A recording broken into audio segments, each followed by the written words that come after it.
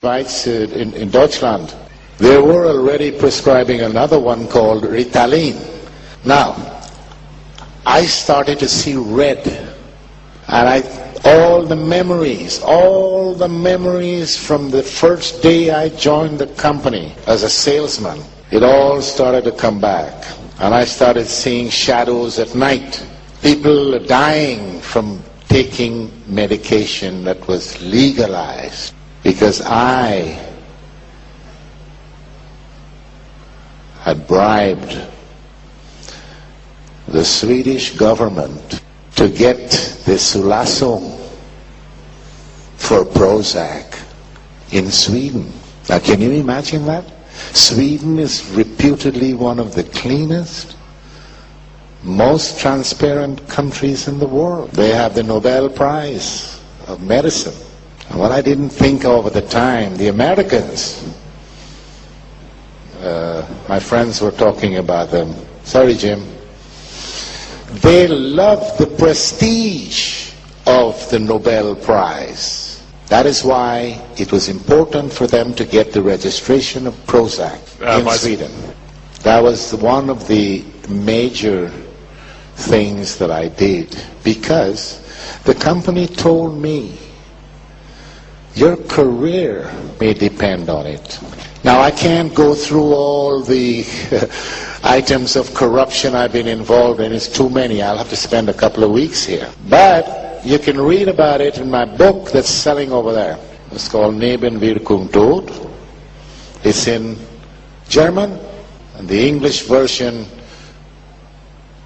last week is now as an e-book for any of you who might be interested in that.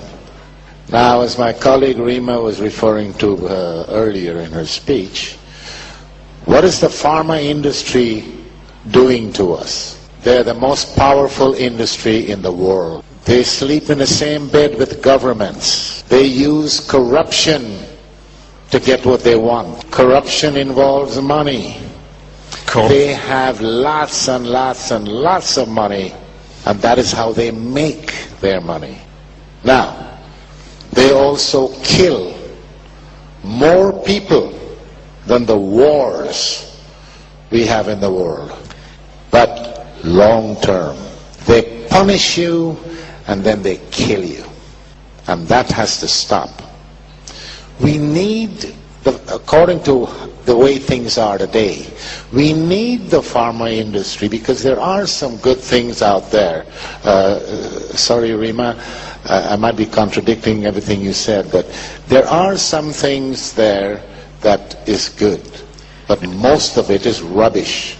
They're not interested in curing any disease you may have. They're more interested in making you get diseases. They're interested in symptomatic treatment.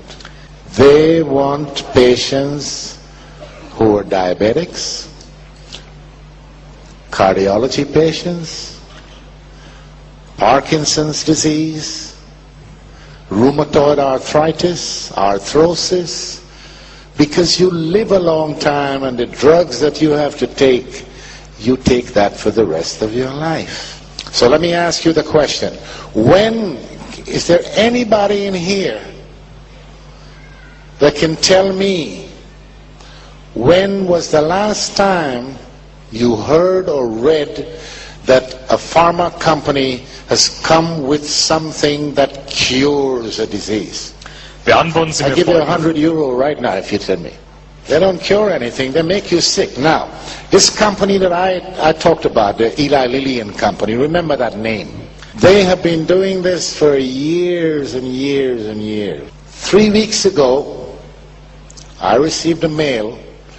I get alerts on whatever is happening in the industry from various places.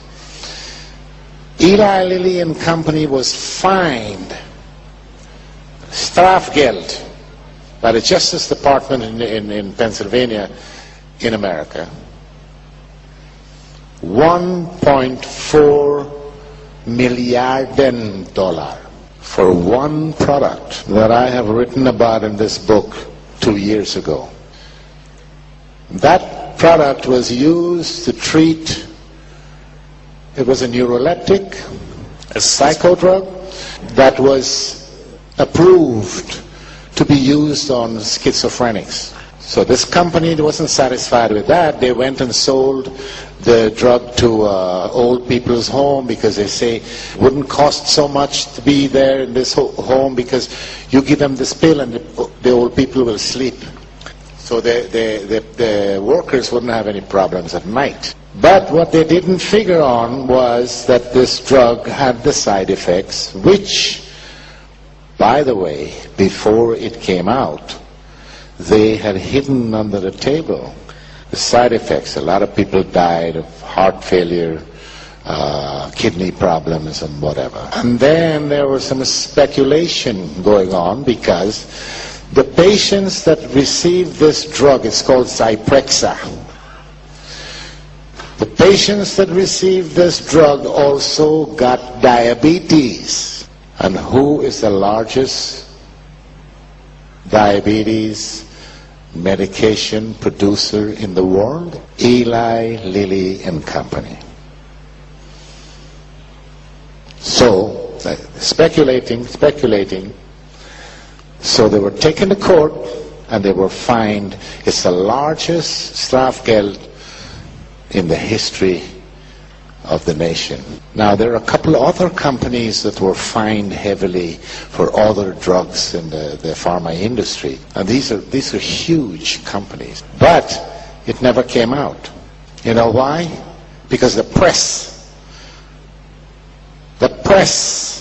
works also with the pharma industry just like the government does. And I was surprised because the Germans, they say, yeah, we write about all these things and whatnot. But they didn't write about this one. The pharma companies use the media to implant its dirty work on you. You never get to know the truth until it's too late. You have to raise your awareness to a higher level. Don't take for granted what your doctor is telling you, because the doctors these days, let's say during my working half of my life, they don't know much about medicine. And they don't care much about their patients. They think about how much they can get paid. And this is how the pharma industry reigns, stays in power.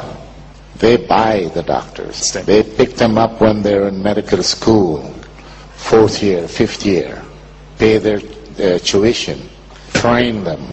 Because the doctors don't get information from anywhere else except the pharma industry. And I know, because when I was a salesman, the pharma company used to tell me, never talk side effects.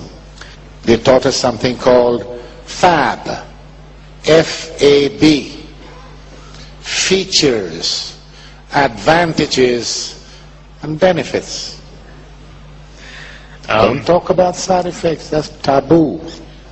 I also know that they hide the dangerous side effects because I was in charge of a clinical study for Fluctine or Prozac.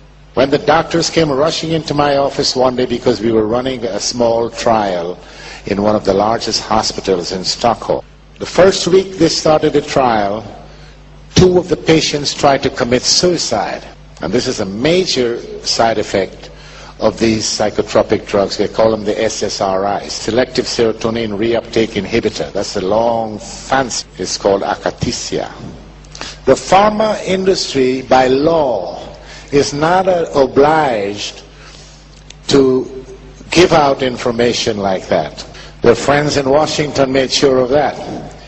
Do you know that George Bush's father was on the board of directors of Eli Lilly and Company? One of the political advisors in the George Bush administration, a guy called Mitch Daniels, he was a vice president with Eli Lilly. Do you know that Rumsfeld, he was a vice president in the pharma industry? My boss former boss, the guy who was 2 steps ahead of me. He was the vice president in London. He later became the CEO and chairman of the board of Eli Lilly and Company. He was made a member